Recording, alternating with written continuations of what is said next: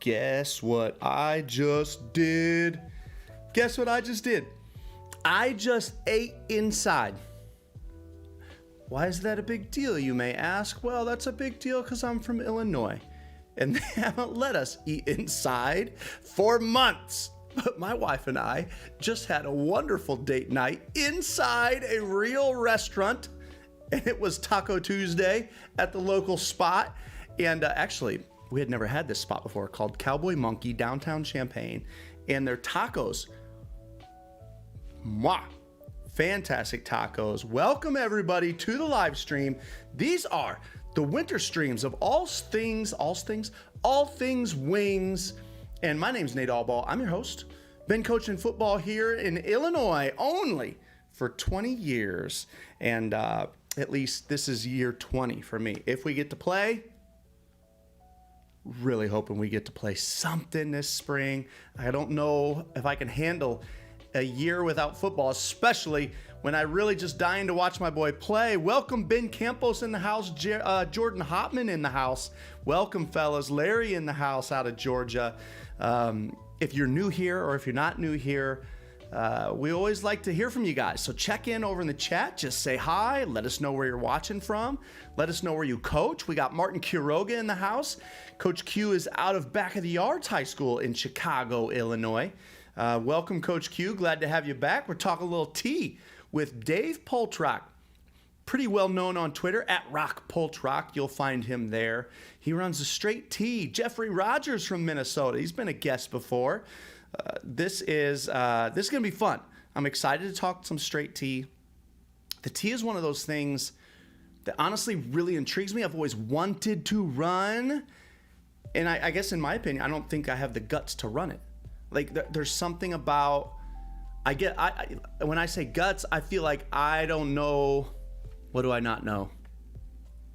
Is it that I don't want to, that I want to do more and be a little more multiple? Or is it that I'm scared of what the pushback would be, that I'm scared of what people would think of me? Like, would they put me in this old school box too much, right? You know I'm not too uncomfortable being in the old school box, right? But am I willing to take that step? Because the T is deadly when you run it well. And to watch so many schools run it well, I ask myself all the time, like, why do I not? What is it that I'm a wing T, but straight T is like another step. That's why I'm excited to talk to him. Brandon Benfeld in the house. Welcome, Coach, out of Ohio. Derek Swager in the house. Always excited to listen to Rock. So Coach? You know Coach Poltrock? And Coach Swiger's been our guest before out of Deerfield, Wisconsin. Eddings in the house. Oh, Coach, you're going to the two-word greeting. Thomason in the house. And of course, Larry Allball says, Full House T is a first formation I learned in 1963. Wow. Jeff Rogers. Yeah, it's a tough. You know what? In all my years coaching, I've never had to defend it. I can't believe it.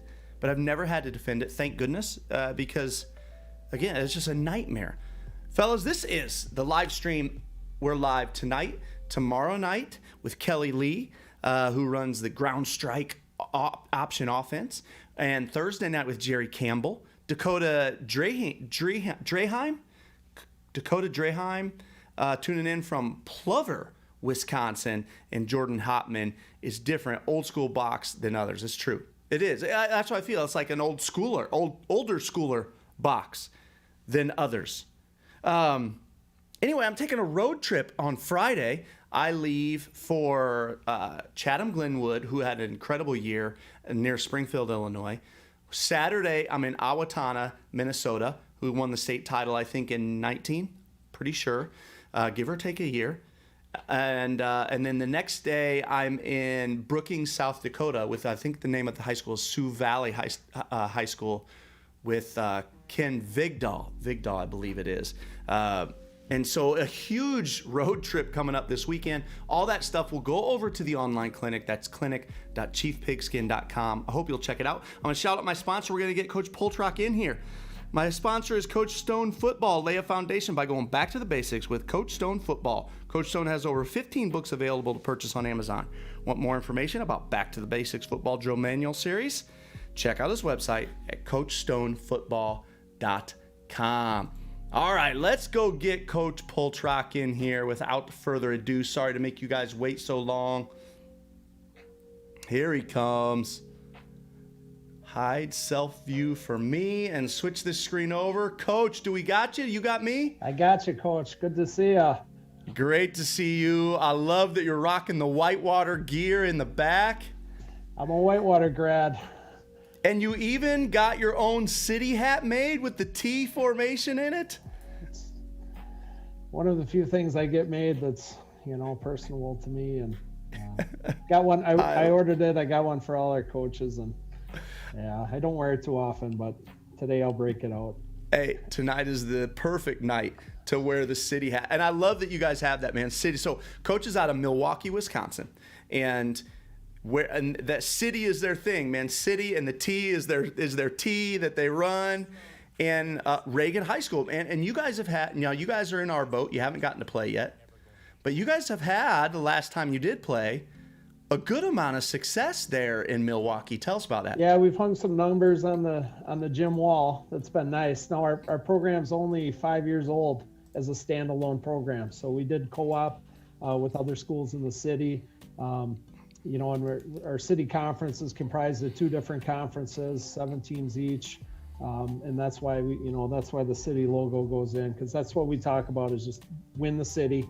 It's kind of our rally call. But yeah, when we started our programs 5 years ago, it was, we wanted to make the playoffs and have a chance for our kids to compete for a city, conference championship, which we've done both now. We've been in the playoffs 3 years, and the last 2 has been a lot of success in our conference. The next step is to try to push for a playoff win, which is really difficult for our city teams to do. But and that's kind of conference wide. It's just it's tough competition once we get into the playoffs. And every now and then we have a few teams that do well or catch a win, but typically we're playing from behind and we're one and done. So we're trying to all bring that level up. Yeah. City schools are a world of their own.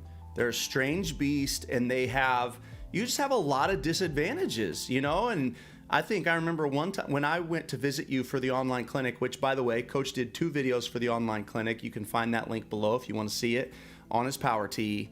I think you were telling me at one point that some of your kids are on a bus for like an hour in the mornings. Yeah. Our kids have a long commute.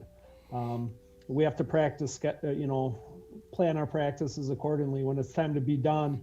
Our head coach Greg Roman is not a one more play guy.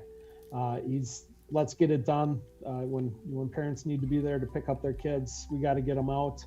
And some kids have a long bus ride home. So, you don't want that kid on the bus for an hour at night. We want to get them home before 7 o'clock so they can do their studies and take care of their families and stuff like that. So it is a challenge.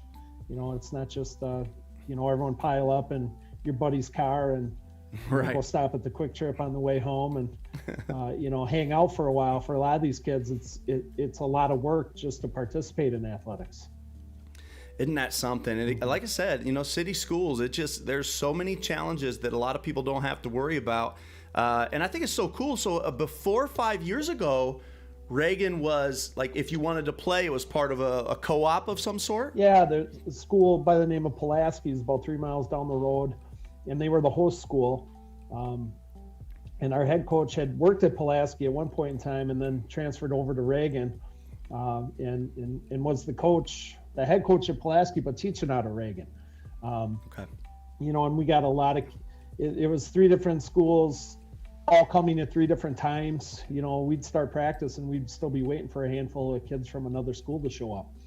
So to have that, consistency and that, bringing 3 schools together is just a challenge within itself. So when we had the opportunity to break away, which was something we'd always talked about, but kind of got surprised by, our principal said, hey, our superintendents for having standalone programs, if we can get another school that's going to consistently have a team, it's better for our conference. And we were the chosen one. So we went and ran with it. That is awesome, man. Well, I've got a handful of questions here that I'm excited to ask you about. Before we get to them, I want to have a little bit of fun and see if the two of us together, Coach Poltrock, can name all of the mascots of the teams in Conference USA. Let's see how many of these mascots me and you together can name. Ready? Charlotte. Charlotte. I got nothing. The Hornets. Next. Florida Atlantic. Nope. I got nothing either. Hopefully you guys in the chat, if you guys know these in the chat, please type in the answer in the chat without Googling it. What are these teams' nicknames? I got nothing. Okay. Florida International. I've got nothing so far. Midwesterners up here. You're asking the wrong people. Wait, I feel like we have a chance on this one. Louisiana Tech. I know their colors. The Raging Cajuns, aren't they? I think that's Louisiana Monroe. That's Monroe. That's Louisiana Monroe. Every team in Louisiana. I got some friends down in Louisiana that are interested in running the team. They should all be the Raging Cajuns at some point. Okay, I know this one. Marshall. Do you know it? The Herd. That's right. The Thundering Herd. Okay, hey, we're 1 for 5. We watched the football movie. That gives us a free pass on that one. Hey, we got some guys in the chat that are giving some answers. Looks like they know some of these, but I don't know which ones you guys are answering. We've got 49ers, Owls, Cougars, Panthers, and Bulldogs. Bulldogs must be Louisiana Tech, right? All right, here we go. Let's keep moving. I don't want to waste too much time on this. Middle Tennessee. I got nothing. No. This is rough. This is rough, man. Nice job, North Coach. Texas. North Texas. Aren't they like the Wave or something? No, that's Tulane. That's Tulane. Yeah. North Texas. They might. Bobcats? I don't know where I'm getting at. Old Dominion. Oh. These guys play Division I football, and neither one of us know any of this. We've obviously not sent any kids to go play there or been recruited by any of their coaching staff. So the Mean Green. That's who North Texas is. The Mean Green. Old Dominion. I don't know. Okay, Rice. The Owls. They're the Owls. That's right. I think they are the Owls. Rice Owls. Southern Miss. Brett Favre. They're the Favres. I think they're the Golden Eagles or something. Yeah, they should be renamed the Brett Favres. Just go with that. Good point. UAB. Aren't they like the Alabama? Aren't they like a dragon of some sort? Like there's something green. I can see see their helmet right now. They're like yes. Yeah. What are they? Okay. Roll Tide. Let's go with it. You can't lose by saying Roll Tide in the state of Alabama. There's only 3. There's only 3 left. UTEP. Some sort of miners, aren't they? I think they are the Miners. I feel like we're good on that one. UTSA. So what's that? UT San Antonio. Yeah. I'm picturing like a bird or something of some sort on their helmet. I've been there. I coached a wheelchair basketball tournament down there for UW. Really? We went down to, I can't think of their mascot. Oh, UAB's the Blazers. Yeah. That's right. The Blazers. I don't know UTSA. Okay, last one. Western Kentucky. They're purple. Their logo is they're like swinging a red towel. Are they like the Hilltoppers maybe? Hilltoppers. That could be it. Or what are, I know it's a hand with a red towel is their logo on their helmet. Man, Coach, we were bad. Let's change the subject and go to something we know about. Good luck with that, Coach. Coach, have you ever coached any other offense besides the T? I have. I've been lucky enough to be a coordinator at a couple different schools. My first coaching gig that wasn't a GA, where I was the actual head coach. I was the OC and I was a spread guy. I was 4 wide. We barely ran the ball. I had a kid that could chuck it around by the name of Kyle Lang, and we were not very good. My first 2 years as the head coach, I won 1 game. The game I won was to a team called Pewaukee, and they had a pretty famous guy somewhere on their roster with the last name of Watt. So yeah, he was like a freshman quarterback or something. I don't know if our paths really crossed, but the one win I have as a head coach was against a team that had a Watt on it. So that's a great win. Yeah, I mean, for me, and they kicked the extra point into my defensive line and they lost by 1. So I wasn't banging down any doors to be a head coach again after that. But I've had a great run of coaching with people near and dear to my heart, good friends. I've worked at when I was young in my career, I worked at a school that was an alternative school, where kids were bussed in and out, and they were still belonged to their school district, and we just gave them an alternative education. So I had the freedom to go coach at many different schools because I wasn't attached to any school at the time. So I ran some spread, and we ran some power I type stuff. We tried to look like Wisconsin at a few of the schools I was at, just doing power schemes. And so it wasn't out of my wheelhouse, but passing wasn't my thing, man.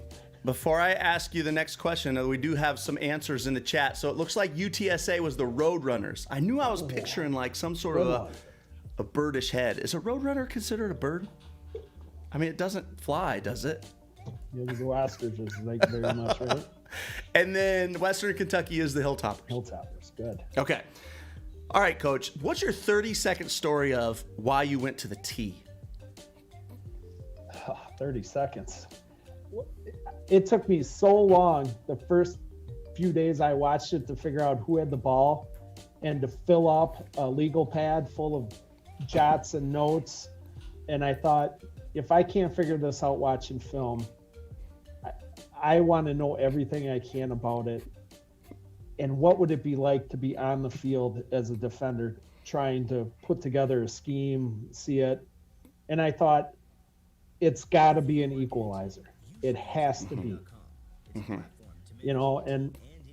We're kind of like, my head coach and I, Greg Roman, we love the movie Moneyball.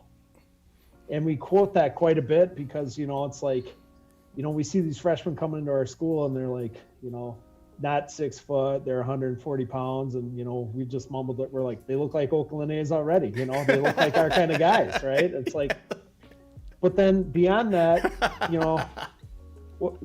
what can we put value in that other teams maybe aren't?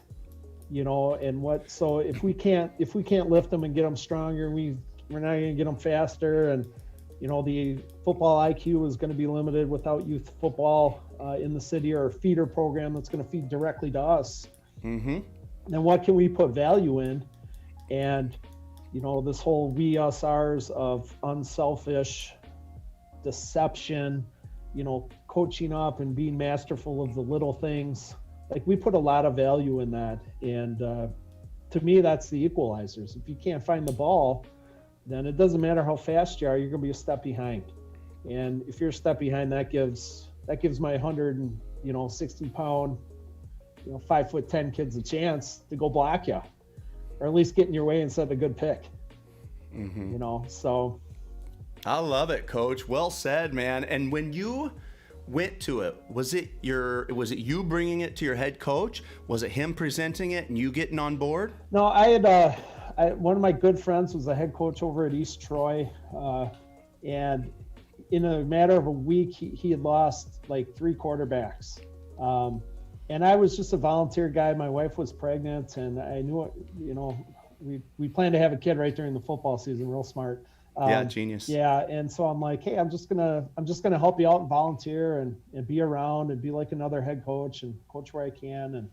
And he lost all these quarterbacks, and he's like, taking his JV kid and his freshman kid. I was like, he's like, what are we gonna do with these lower levels? We can't cancel these games, but we don't have a quarterback. And I went, yes, we can figure that out. I could take any kid and put him at quarterback. Just give me a smart, athletic kid who doesn't have to throw the ball. And we put a guard at fullback, and we ran a lot of trap. I installed it in about a week, and the time I ran it was the first time I'd ever seen it on the field run. Right? I'd only seen it on film. So here I am, like, putting all these thoughts together, and it's like, all right, well, let's watch the power tee being run.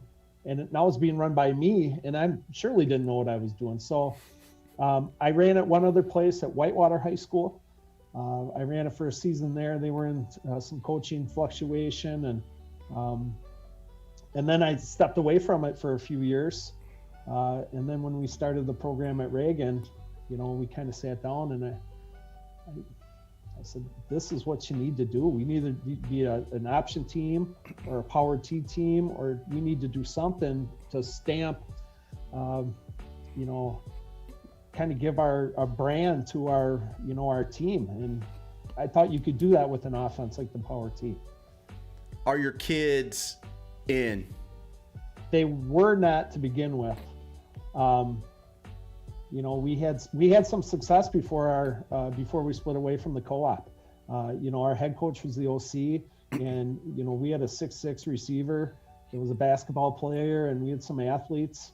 And he was a trip option guy, and spread it out a little bit. And then I think he kind of gave me the reins to keep me happy a little bit, and keep me on the staff, and he could tell how passionate I was about running it. But the first group of kids we had, we struggled. We lost a few players due to injury, and it's one of those things. I think that first year you're going to struggle if you don't have a feeder program. But once you get over that hump and you stick with it, I mean, it was me convincing him that this was the right thing. And, the proof was in the pudding over in Michigan and some other places where it's commonplace to run this offense, and it's well known that it's successful. It's not well known in that people know a lot about it. Right. Because it is still kind of secretive, like you got to have your power T card to get into the meeting type thing.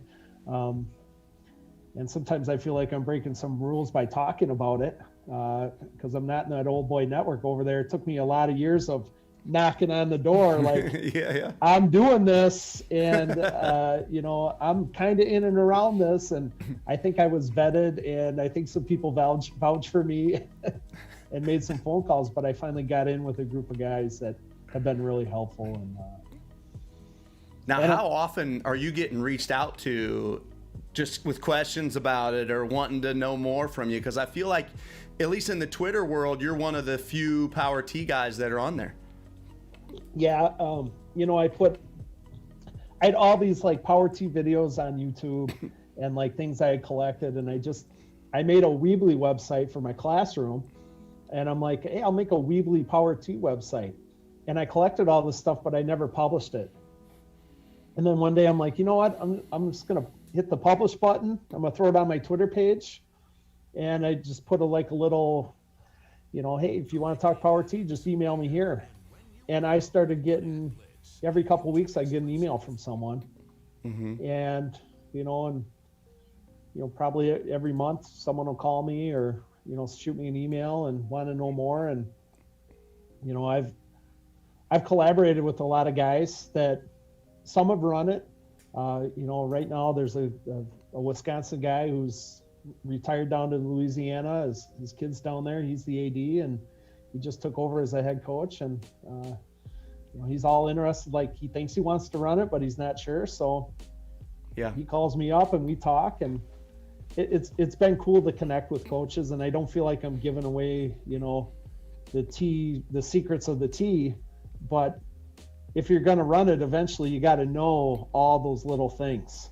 And that's what, I think I heard you said, like, you're interested in running it, but you're not, I ain't holding the rope on the other edge of the cliff and you're hanging on, man. I mean, right. You ain't got that kind of trust to do it. I think that's what you're getting at. And I kind of took a leap of faith without knowing all the little details.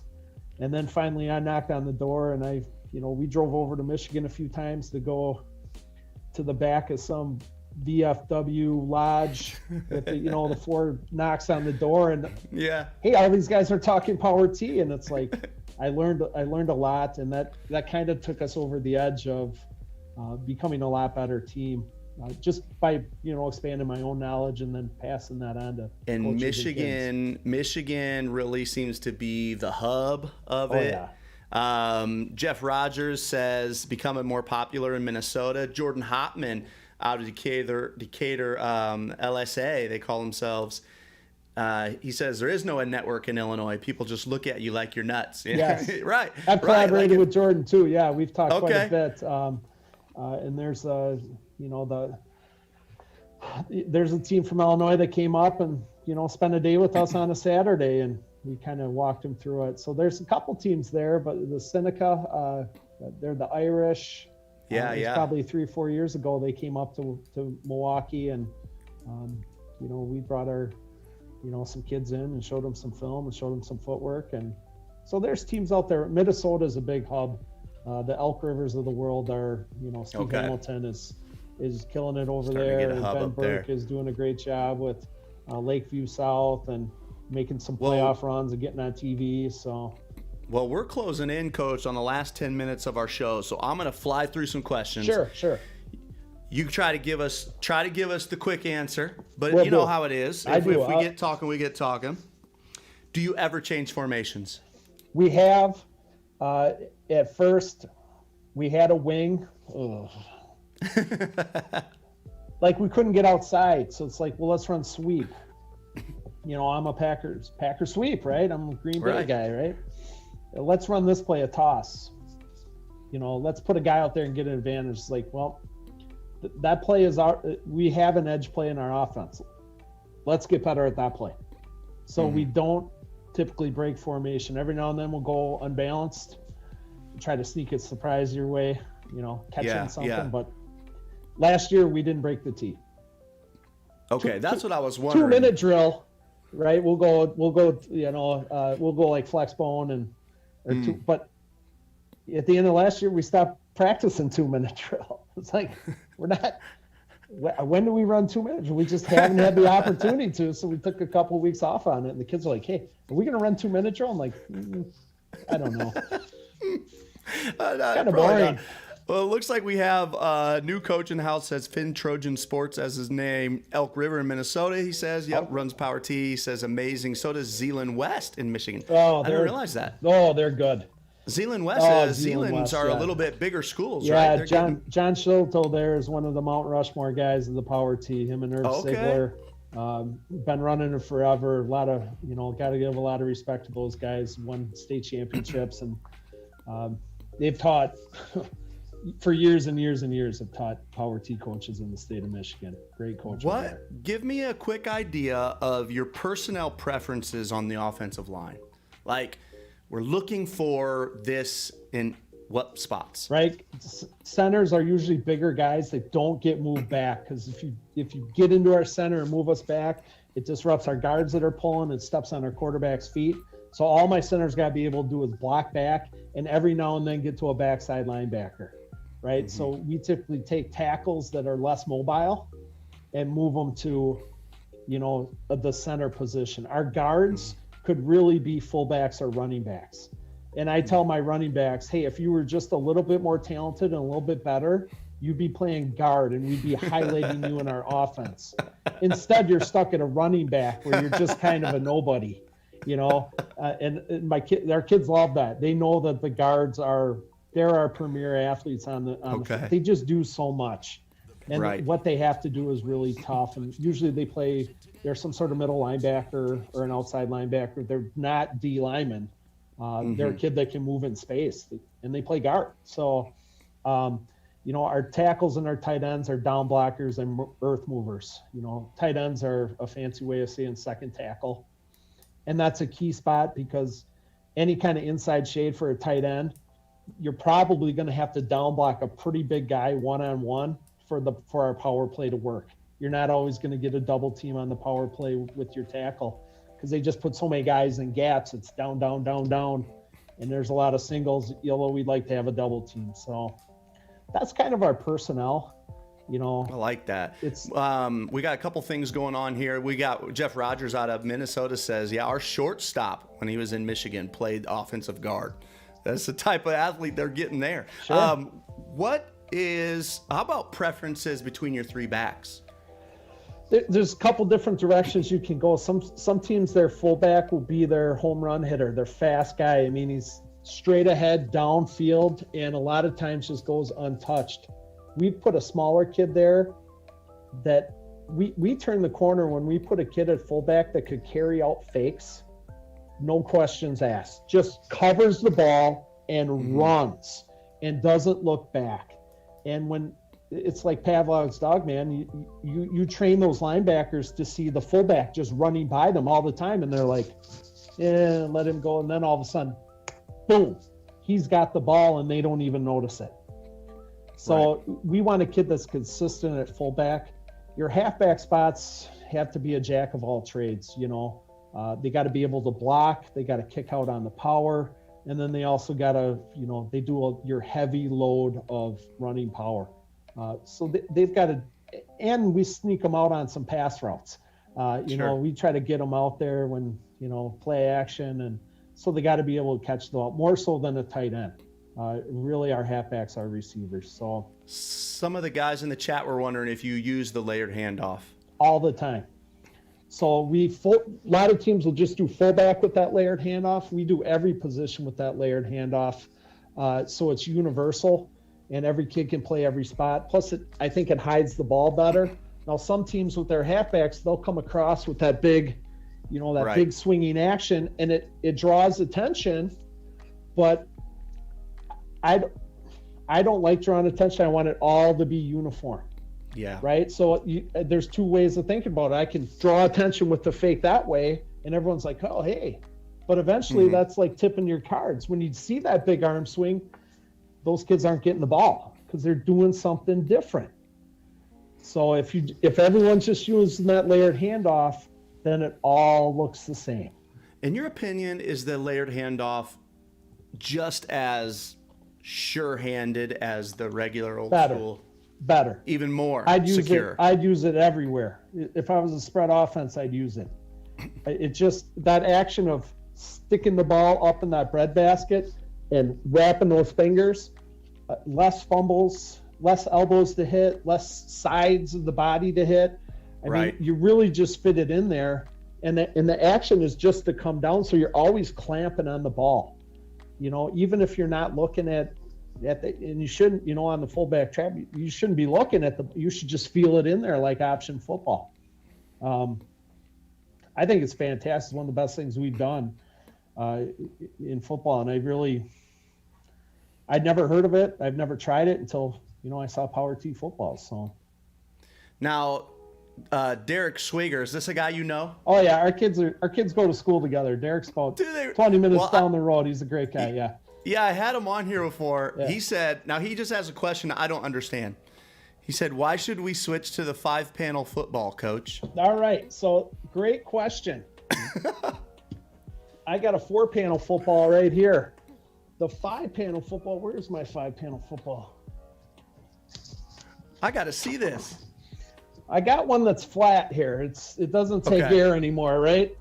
So if you look at this 5-panel football, it's 5 panels. So when I put my thumb on the ball, if it's inflated, and my hands are on the stripes, my thumb's, it's on a seam. Gives me a better grip. We're interested in hiding the laces of the ball. There's less white line, or we're interested in hiding the white line, the stripe on the ball. There's less white line on this 5-panel football. So when we snap the ball, we want the laces down. So we dead snap the ball with the laces down. The quarterback gets it, brings it into his belly button with the laces down. Right? We don't need to have our quarterback here with his finger on the laces. We want our quarterback here with his thumbs on top of the ball, the laces down. So when we hand it off and you get it in this layered look, it's right there hidden. So that, I'm not running new plays. I'm not running new formations. I'm not running any motions. I'm thinking about how my center can snap the ball to the quarterback, give it to our running back so they can't see all this white part of the ball. There's less white on this 5-panel football. And I know. It's crazy. Coach, I didn't even know they made 5-panel footballs. They don't. This ball's been discontinued since 2005. I just happened to get it, and I hung on to it, and I took it out of a bag, and I'm like, why aren't we using this? I mean, your thumb's on the ball when you throw. Right. When the laces are out, you kick a flat panel, right? So when the laces are out, you kick a flat panel. You don't kick a seam. The end of it is it's more rounded. There's more surface area to hang on, and there's more seams to grab. So do you have more of these? Can you guys use them? I'm working with the team. What's the Big Game USA down in Texas? I've been calling them like for the last 2 years. You want to make this ball? And finally, I got the attention of someone. They're like, "Let's take you to the president of the company," and they took a look at it, and I put a survey out there to see if anyone would be interested in it. And like the ultimate running football, the ultimate deception, the ultimate grip, the rock. I would be in. This is the first I've ever heard of it. Okay, I'm mesmerized. Coach, we're already over time. I'm going to squeeze in at least one more question. All right, but before I do, I got to check in with my guys in the chat. I got to shout out my sponsor. We're going to squeeze in one more question. Guys, thank you so much for being here tonight. I've had a blast. This has been fun conversation. If you could, leave us a thumbs up. If you haven't subscribed before, please subscribe. Those things really help the channel. We'll be live tomorrow night talking option football with Kelly Lee, and we'll hope that you'll consider stopping in. Ben Johnson in the house never fails to learn something new in this chat. Amen. The 5-panel, I literally never heard of it, and I'm sold already, though. Hey, if they do make it, Coach, you surely will be the poster child. Let me shout out my sponsor, Coach Stone Football. Lay a foundation by going back to the basics with Coach Stone Football. Coach Stone has over 15 books available to purchase on Amazon. Want more information about his drill manual series and the new CSF coaching magazine? Check out his website, CoachStoneFootball.com, or follow him on Twitter at Coach_Stone_MT. Coach, here's the last question of all my questions here that I still have more on. The one I'm going to go with, up front on the O-line, are you teaching shoulder or hands? Taught it both, right? I played in a wing tee in high school, so I was a chicken wing. Then college, I was a zone scheme at Whitewater, so I'm putting the pinkies in the armpits and driving the boss, trying to get extension. If I'm at the right school, I think you can teach with the hands if you have the right athlete. We see a mix, a little bit of both. We've had a couple kids that I think hands have been good. But for the majority of our kids, we're chicken wing, flat backed. And I'm almost a hybrid of things. Like I want to stick my shoulder and punch, like get my hit. And then this other hand, I want to take and kidney shot people and get into the side and kind of control the midsection with my hands. I'm not the O-line coach. I'm the swing guy. We've got bigs and backs. So our bigs are over here with our O-line coach, Chris Shefferly, who's from Michigan. His dad coached in a power T scheme. And then our head coach is a position coach. Rare guy, Greg Roman, he coaches outside linebackers and the running backs.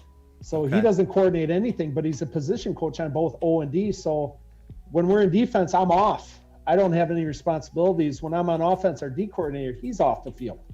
So we just run scout teams, it's nice on a real small staff, and you don't have to coach both sides of the ball, and he does it. So I'm not even the O-line guy. I mean, I'm not getting down and dirty with those guys during Indy. I spent a lot of time with the quarterbacks and the running backs, but done both.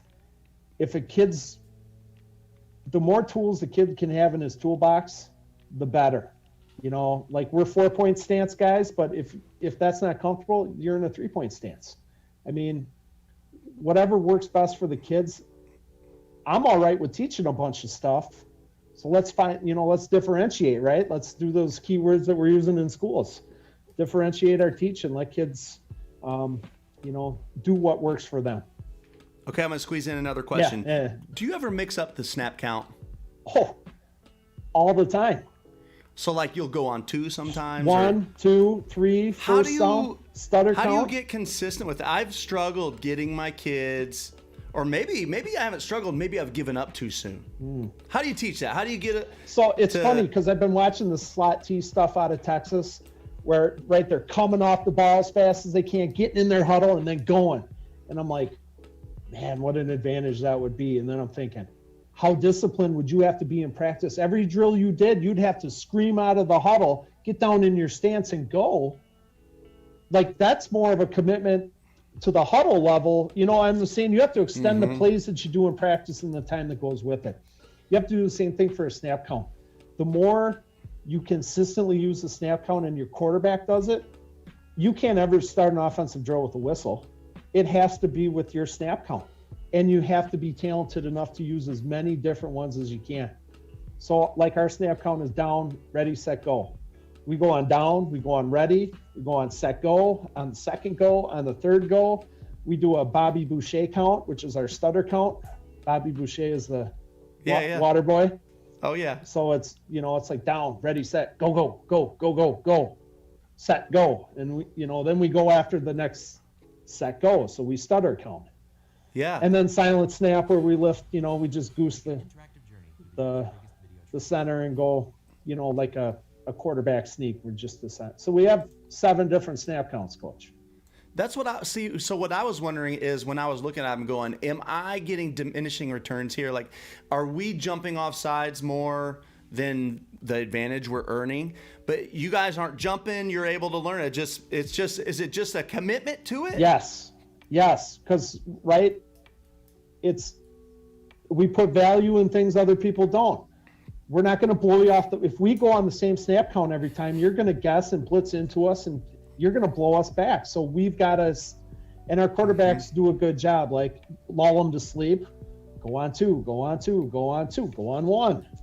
Right? Let's go first sound. And you find that rhythm in games, depending on teams. If they're, you know, you can tell when teams are going to jump, or if teams are blitzing, or if teams are stemming and shifting. Right? Then you want to vary your snap counts, and sometimes you just want to put them to sleep. So we try to teach that variance with our quarterback, and he's always Is it done up to him? Yeah. I don't call the, you know, if it's 4th and less than 5, something's coming from us. You pretty much know it. Or it's going to be on the first sound, and we're just say, you know what? They know we're going to stutter it, change it up. So let's just go on first sound and get after it. So I love it. All right, man. Well, I'm sold. I have to make that commitment to snap count, mixing it up. I've stuck way too much with the same snap count. It's hard because you want to blow your whistle. You just in the drill, you want to be like, hey, set go. Yep. And let's go. Let's get another rep. And yes, a lot of times it's like, hey, where's my quarterback? You do the snap count. I don't want to do the snap count in these drills, you know, and you got to have that same intonation and that same cadence. Yes. It's tough. Man, I'm sold. Coach, this has been a blast, man. I'm 12 minutes over. Sorry to steal your time. All of our audience, sorry to steal your guys' time, but we still got a good audience in the house. Thanks for coming out, guys. I appreciate, you know, there's a lot of people here and some friends personally that I have, and I'm thankful for them in my lives. And Max, Owen, Olivia, my kids, they wanted to see Daddy on YouTube, and I said I'd shout out to them. So. Oh, that's awesome, man. But they're in bed now, so cool. Thanks. Yeah, thanks you. So cool. Well, all you guys in the chat, thanks so much for being here again. If you could leave us a thumbs up, that would be really much appreciated. We'll see you tomorrow night at 8. Coach, any closing thoughts as well?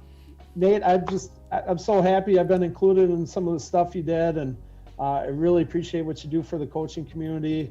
You know, things like this, and you know, sharing film and ideas has been a great part of social media, and you're adding to that, and I do really appreciate that. And if anyone needs any questions on the Power T, reach out. I am available on Twitter. I try to be funny as I can be, but as professional as I can be as well, which is hard some days. But thank you so much, and I appreciate it, Coach. You bet, man. The pleasure was all mine. Thank you guys for joining us. Look him up. That's at Poltrock on Twitter. We'll see you all tomorrow.